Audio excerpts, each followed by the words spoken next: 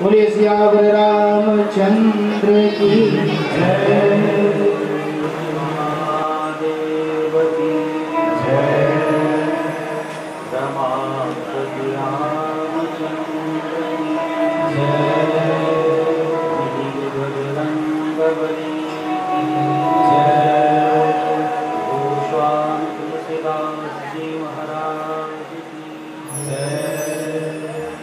उमा मैया की जय।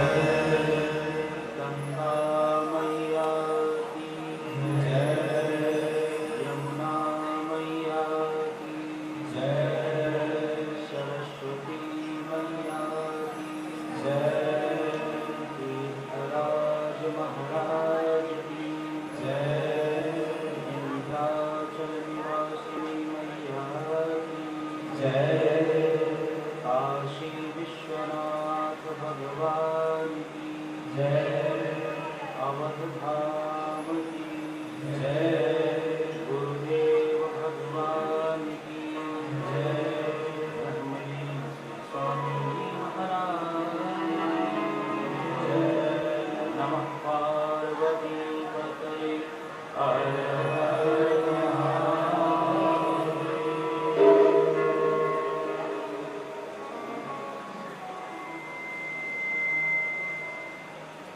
एकदन्तो महाबुद्धि सर्वज्ञो गणनायकः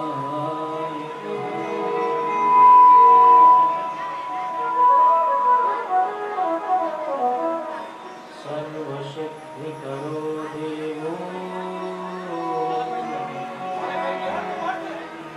गौरीपुत्र विनायकः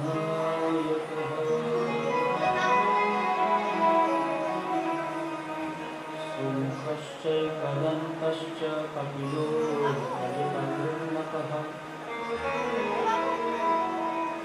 लम्बोदरश्च विकटो विघ्ननाशो विनायकः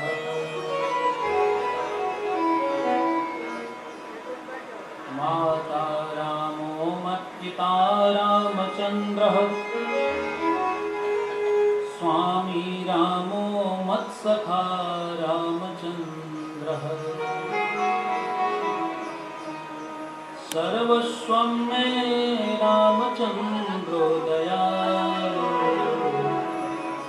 नान्यं जाने नैव जाने न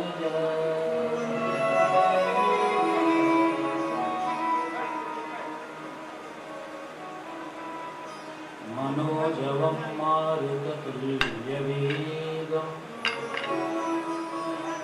जितेन्द्रियं बुद्धिमतां वरिष्ठं वातात्मजं वानरयूथमुख्यं श्रीरामदूतं शरणं प्रपद्ये।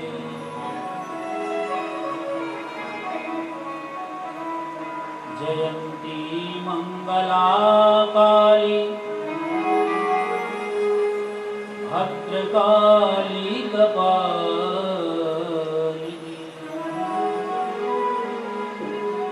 दुर्गा क्षमा शिवा धरित्री स्वाहा स्वधा नमोस्तुते।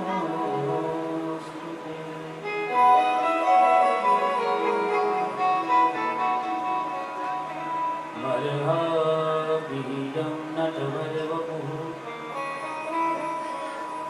कर्णयो कर्णिकारं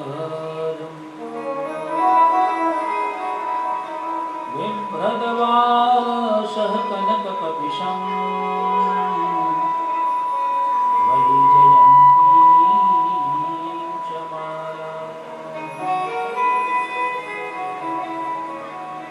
रन्ध्रान् वेणुरधरशुभया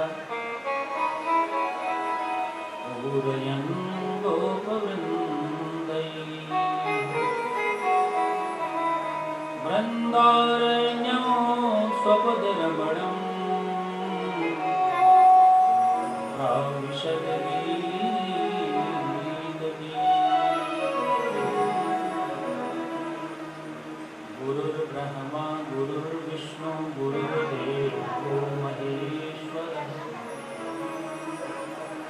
गुरुः साक्षात् परब्रह्म तस्मै श्रीगुरवे नमः। विशुद्धानन्दसन्दोहम् सच्चिदानन्दविग्रहम् साष्टाङ्गं योगसंविन्नम् गुरुं वन्दे सदा शिवम्। श्रीगुरुचरणसरोजरज निजमनमुकुरसुधार वर्णौ रघुवर विमल जसो जोदायक फलचार। राधे मेरी स्वामिनी मैं राधे को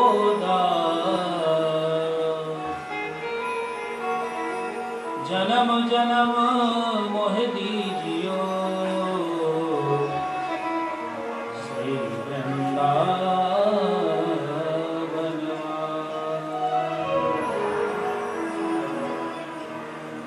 अंजनी नंदन पवन सुत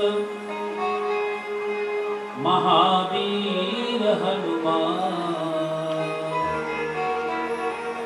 प्रेम सहित आसन धरो धरो तुम्हारा ध्यान।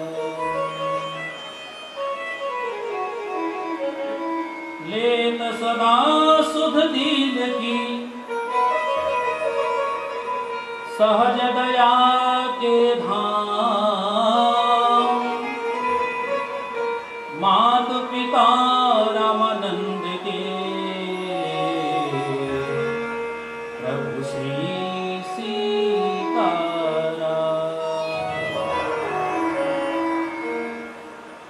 बोलो सियावर रामचंद्र की उमापति महादेव की रमापति रामचंद्र की वीर बजरंग बली की गुरुदेव भगवान की ब्रह्मली श्री स्वामी जी महाराज की नमः। पार्वती पतये हर हर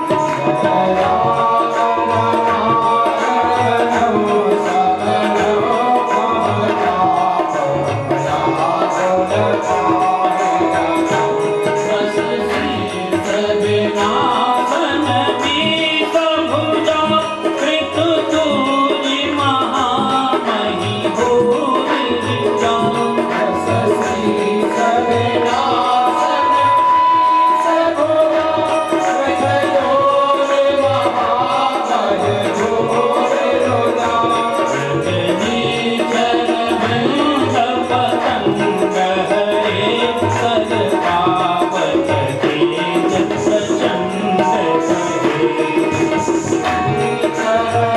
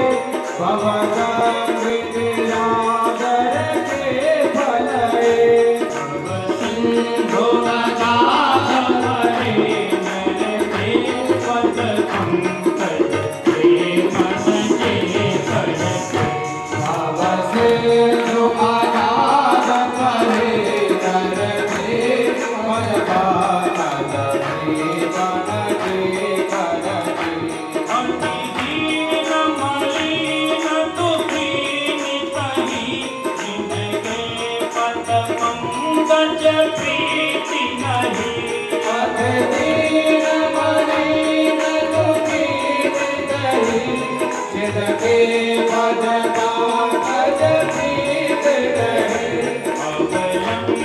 भवंत कथा जिनके प्रिय संत भजंत सदा तिनके भवंत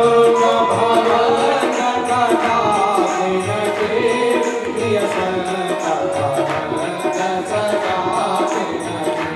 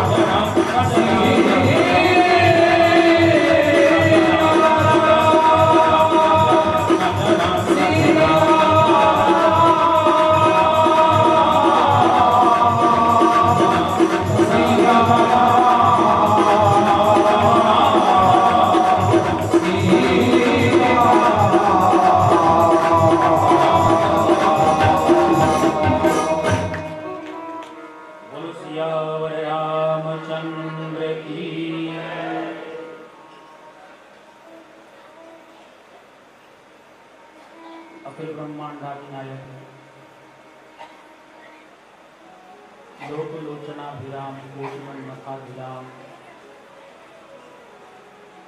श्री सीताराम जी महाराज, मेरे गुरुदेव भगवान के त्रिचरण,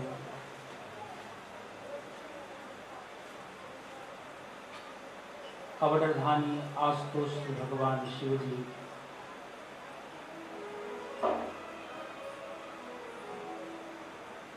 इस नगरपुर के देवी देवता श्री भगवान गणेश जी महाराज, सरस्वती मैया, हमारे परम आराध्य श्री बिहारी जी, मुंबा देवी एवं जहाँ से कलश यात्रा आरंभ हुई, श्री भटला देवी मैया,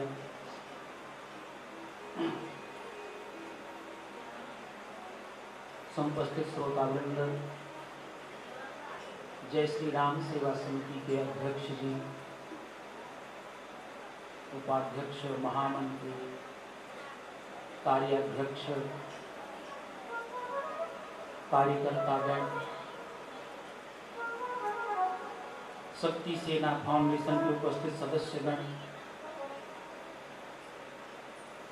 इस नगर के गणमान्य व्यक्ति, महिला मंडल के अध्यक्षा महोदय, साथ में हमारी भक्तिमयी माताएं एवं हमारी प्रिय बहनें तथा बच्चों, मेरे लिए सौभाग्य का विषय है कि आज यहाँ पर श्री राधा माधव की कृपा से श्री राम जी के गुणानुवाद का अवसर मुझे प्राप्त हुआ है।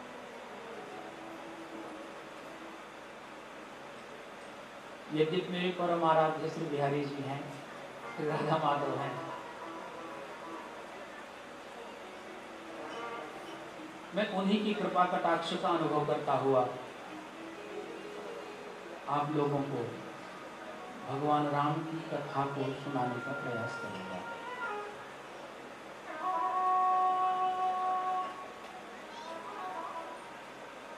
भगवान राम की जो कथा है,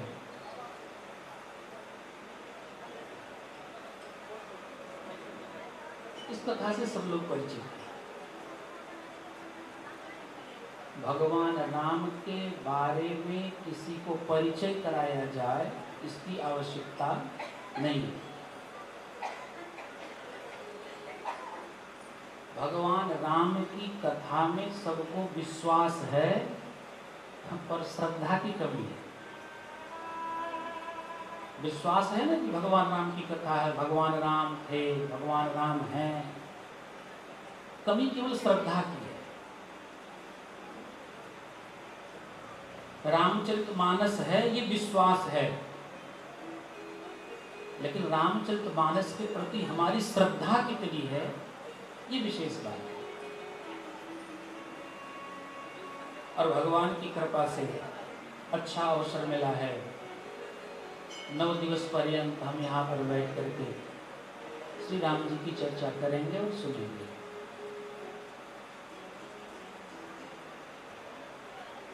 और आज से ही तो माघ स्नान हमारे प्रयाग में आरंभ हुआ, तो संत मुनीन्द्र यतीन्द्र जन महात्मा जन प्रयाग में स्नान करें और अपन तो यहीं बैठे बैठे स्नान करेंगे। सब लोग तीर्थराज की नगरी में पधारे हैं इस समय। माघ मकर रवि गति जब होई, तीर्थपति आव सब कोई। माघ के महीने में तीर्थराज प्रयाग में सारे देवता एकत्रित होते हैं, सब लोग वहां पे स्नान करने जाते हैं और स्नान करके निष्पाप हो जाते हैं। उसी तरह से हम यहाँ पे भी इस कथा रूपी गंगा में स्नान करेंगे, इस मानस सरोवर में स्नान करेंगे और स्नान करके हम भी अपने पापों को दूर करेंगे। पर थोड़ा सा अंतर है, उस तीर्थराज जी की नगरी में जाकर के गंगा में स्नान करने से केवल शरीर के पाप दूर होते हैं, लेकिन अगर हम श्रद्धा भक्ति और विश्वास के साथ इस राम रूपी कथा रूपी अगर नदी में स्नान करेंगे तो हमारे मन के पाप धुल जाएंगे। ये सबसे बड़ी विशेषता है। शरीर को शुद्ध बनाने के तो सहस्त्र साधन हैं, 1000 साधन हैं। कोई नदी में डुबकी लगाया और सोचता है हम पवित्र हो गए। कोई गंगा जल का थोड़ा सा जल हाथ में लिया, गंगा जी का जल, और ऊपर छिड़कता है, पवित्र हो गए। साधारण जल लिया और मंत्र का पाठ किया, ओम अपवित्रः पवित्रो वा सर्वावस्थांगतोऽपि वा यः स्मरेत् पुंडरीकाक्षं स बाह्याभ्यन्तरः शुचिः। जल के छींटे मारता है और सोचता है कि हम पवित्र हो गए। अच्छा, इस श्लोक के मूल में, इस मंत्र के मूल में क्या है?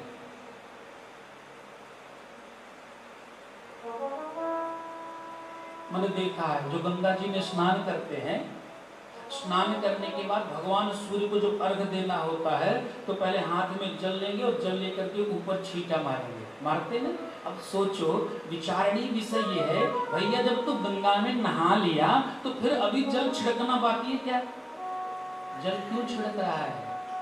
मूल में क्या है? यह स्मरेत, स्नान करने से हम पवित्र नहीं होंगे, पवित्र होंगे स्मरेत, स्मरण करने से। जब भगवान पुंडरीकाक्ष के नाम का स्मरण करेंगे तो हम पवित्र हो जाएंगे। ऐसी राम कथा रूपी सरिता में भगवान का नाम स्मरण करते हुए हम 9 दिवस पर्यंत स्नान करेंगे और भगवान की चर्चा का रसास्वादन भी करेंगे। राम कथा सबको पता है। एक राजा दशरथ जी थे, उनके 4 बेटे हुए, 3 रानियां, 4 पुत्र वधुएं। कथा सबको विदित है। कुछ लोग विचार करते हैं कथा सुनने की क्या आवश्यकता है, बार बार वही कथा, बार बार वही कथा। देखो, जो ये राम कथा है ना, ये गंगा नदी के समान है। गंगा में आप स्नान करने के लिए जाओ और जब आप गंगा में डुबकी लगाते हो, डुबकी लगा करके जब आप ऊपर आते हो तो दोबारा वो जल आपको स्नान करने के लिए मिलता है? दोबारा वो जल नहीं मिलता। जब तक डुबकी लगा करके आप ऊपर आते हो तब तक वो गंगा जल जो है वो आपसे दूर जा चुका होता है। तो जिनको ऐसा लगता हो कि वही पुरानी राम कथा है जो युग युगांतर से चली आ रही है, वो ये मिथक को तोड़ दें, भ्रम को समाप्त कर लें। राम कथा एक ऐसी कथा है, इसे आप जितनी बार कहोगे, जितनी बार सुनोगे, इसमें नित्य नूतनता ही दिखाई पड़ेगी, नवीनता दिखाई पड़ेगी। क्यों? क्योंकि राम कथा दिव्य है। और दिव्य का अर्थ जानते हैं ना? दिव्य का अर्थ होता है जिसमें नित्य निरंतर नूतनता दिखाई पड़े, वो है दिव्य। दिव्य वसन भूषण पहिराए, दिव्य वसन भूषण पहिराए, दिव्य वसन भूषण पहिराए, दिव्य वसन भूषण पहिराए, जे नित नूतन अमल सुहाए, जे नित नूतन अमल सुहाए, जे नित नूतन अमल सुहाए, जे नित नूतन अमल सुहाए, जे नित नूतन अमल सुहाए। जिनमें नित्य नूतनता नवीनता दिखाई पड़े, और अमल जो कभी भी पुरानी हो ही नहीं सकती है उसे कहते हैं दिव्य। ऐसी दिव्य राम कथा का हम अवगाहन करने के लिए चले हैं। कुछ लोग तो बस यही सोच लेते हैं राम कथा है, राम कथा है। राम कथा के जो लेखक हैं अर्थात गोस्वामी तुलसीदास जी महाराज, वो पूरे वैज्ञानिक हैं, उनकी वैज्ञानिकता में कोई कमी नहीं है। अगर आप विज्ञान की दृष्टि से देखेंगे तो रामचरितमानस एक विज्ञान का ग्रंथ आपको दिखाई पड़ेगा। अगर आप सामाजिकता की दृष्टि से देखेंगे तो रामचरितमानस एक समाज शास्त्र है। अभी किसी से पूछा जाए जल का सिद्धांत क्या है, जल की परिभाषा क्या है, जल कैसे बनता है, तो निश्चित रूप से अंग्रेजी पढ़ने वाला जो विद्यार्थी होगा वो बता देगा hydrogen plus oxygen equal water. जल का सिद्धांत है ये क्या है? ये विज्ञान है। अच्छा, ये विज्ञान है? मैं कहता हूं ये रामचरितमानस है। देखिए, hydrogen plus oxygen equal water किसने कहा? अरे लॉर्ड मैकाले ने कहा होगा। अरे भाई तब तो सही कहा होगा। लॉर्ड मैकाले का जन्म कितने वर्षों पूर्व है और हमारे गोस्वामी जी कितने वर्षों पूर्व पैदा हुए? आज से 550 वर्ष पूर्व रामचरितमानस लिखी गई थी। लॉर्ड मैकाले का जन्म कितना वर्ष पूर्व है? 100-200 वर्ष पूर्व का होगा।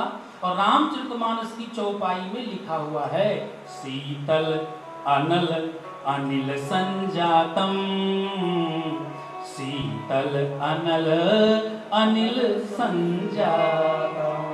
ये जल का सिद्धांत है, गोस्वामी जी ने लिख के रखा है। अगर आप वैज्ञानिकता की दृष्टि से आएंगे तो आपको रामचरितमानस पूरा विज्ञान दिखेगा, क्योंकि रामचरितमानस के मंगलाचरण में कवीश्वर कपीश्वरव की वंदना जब करते हैं गोस्वामी जी तो कहते हैं वैज्ञानिक है।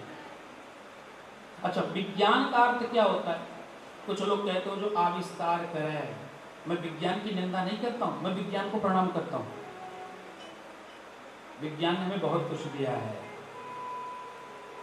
विज्ञान की देर है ना।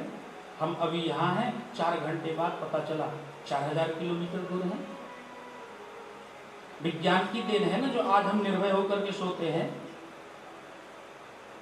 विज्ञान ने हमें बहुत कुछ दिया है, लेकिन ध्यान रखिए विज्ञान ने बहुत बड़े बड़े आविष्कार किए, विज्ञान ने बहुत बड़े बड़े यंत्र बना दिए, विज्ञान ने सब कुछ बनाया है। विज्ञान ने तो इतनी व्यवस्था की कि एक शरीर का अंग निकाल करके दूसरे शरीर में डाला जा सकता है। इसलिए हम विज्ञान को प्रणाम करते हैं। विज्ञान ने बड़े सुंदर सुंदर साबुन भी बना दिए, लगाओ तो महकते रह जाओ। विज्ञान की देन है। बढ़िया बढ़िया परफ्यूम बनाया,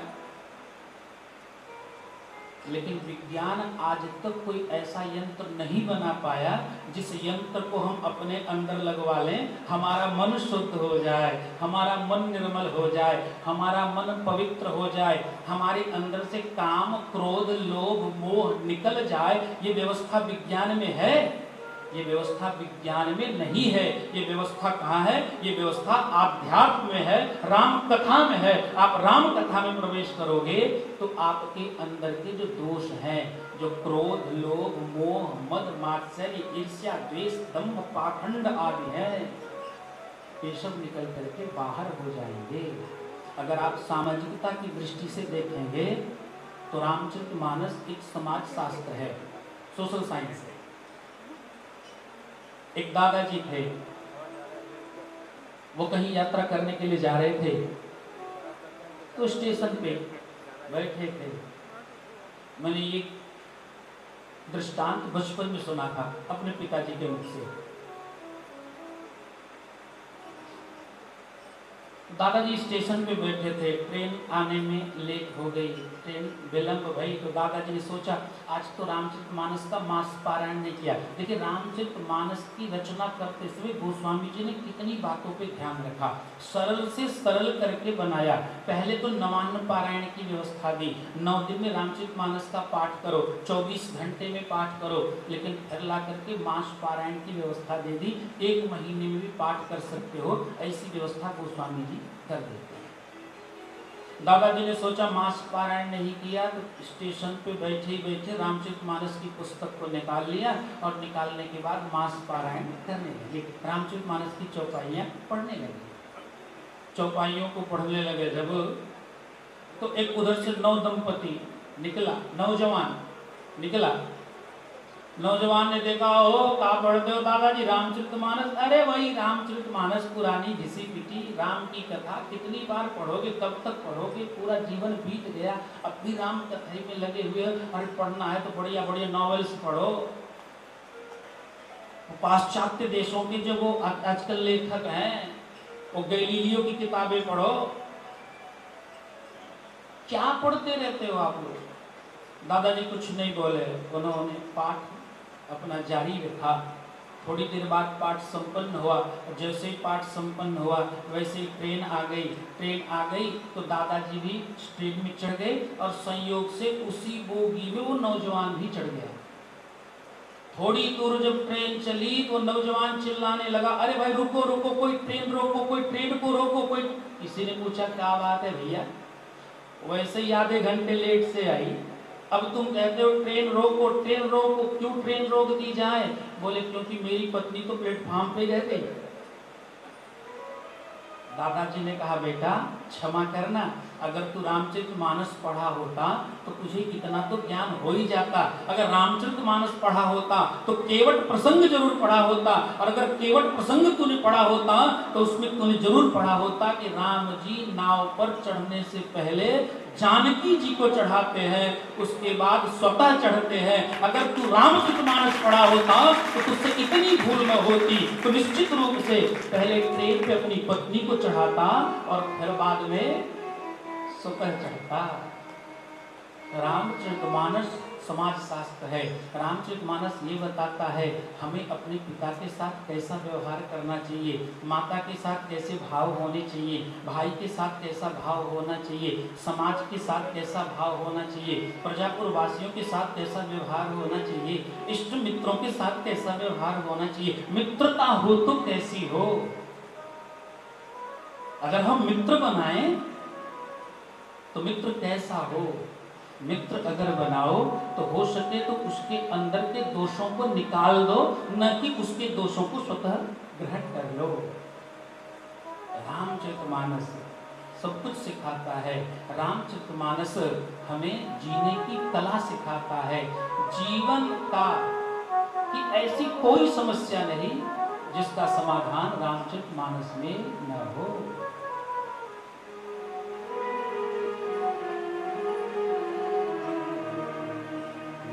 निज धर्म पर चलना सिखाती रोज रामायण, निज धर्म पर चलना सिखाती रोज रामायण, सदा शुभ आचरण करना बताती रोज रामायण, सदा शुभ आचरण करना बताती रोज रामायण, हमें निज धर्म पर चलना सिखाती रोज रामायण, हमें निज धर्म पर चलना सिखाती रोज रामायण।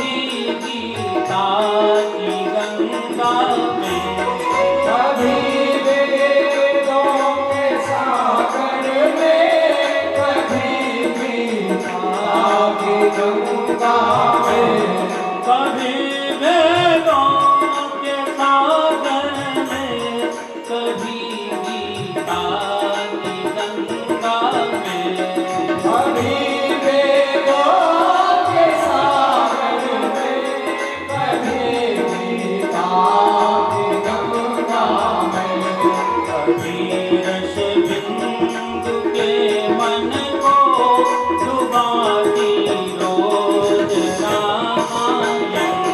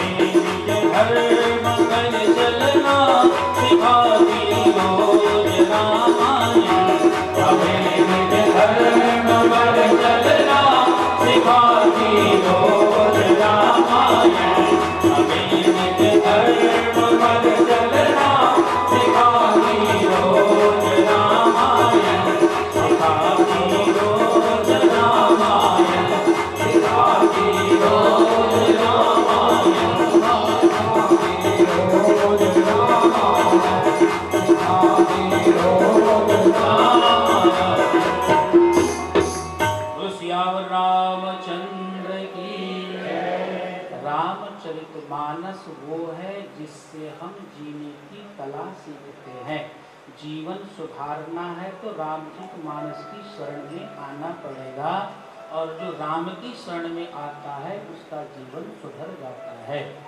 गोस्वामी तुलसीदास जी जब रामचरितमानस की रचना करना आरंभ करते हैं तो रामचरितमानस को एक नाम दिया जिसे कहते हैं मानस सरोवर। इस धरातल पे दो सरोवर है, एक का नाम है मान सरोवर और दूसरे का नाम है मानस सरोवर। मान सरोवर जो है वो कैलाश की ऊंची पहाड़ियों पे है, जो आजकल चीन के कब्जे में है। अगर मानसरोवर में स्नान करने की इच्छा हो तो पूरी तैयारी करनी पड़ती है। वो वीजा बनवाना पड़ेगा, तो वहाँ जाना भी है, वो मेडिकल चेकअप भी होने हैं, और फिर जो है अस्वस्थ व्यक्ति मानसरोवर में स्नान नहीं कर सकता है, क्योंकि उसे जाने का परमिशन नहीं मिलेगा। पर हमारा जो मानस सरोवर है इसमें जितने अस्वस्थ हैं सब चले आते हैं, सब लोग डुबकी लगाते हैं। यहाँ पर किसी के आदेश की प्रतीक्षा नहीं करनी है, किसी सर्टिफिकेट की आवश्यकता नहीं है, किसी प्रमाण पत्र की आवश्यकता नहीं है।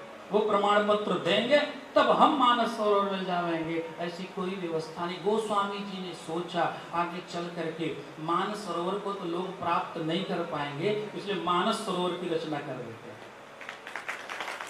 मानस सरोवर को प्रकट कर दिया गोस्वामी जी ने। अच्छा, और देखिए विशेषता, मानस सरोवर में आप जाओगे तो वहां सीढ़ी की व्यवस्था नहीं है, लेकिन मानस सरोवर में आप आओगे तो इस मानस सरोवर में 4 घाट हैं। पहला घाट है ज्ञान घाट, और दूसरा घाट है कर्म घाट, तीसरा घाट है भक्ति का घाट, और चौथा घाट है समर्पण का घाट।